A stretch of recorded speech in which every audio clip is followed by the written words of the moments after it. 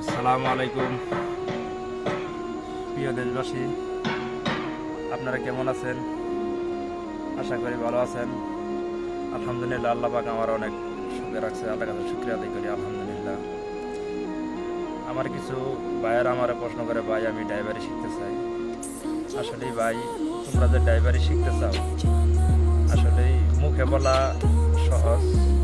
আসলে আমি যে এই জায়গায় আসছি, আমি যত বড় গাড়িটা চালাই, এই জায়গার পিছিয়ে ভাই আমার অনেক শ্রম দিয়েছে, অনেক কষ্ট,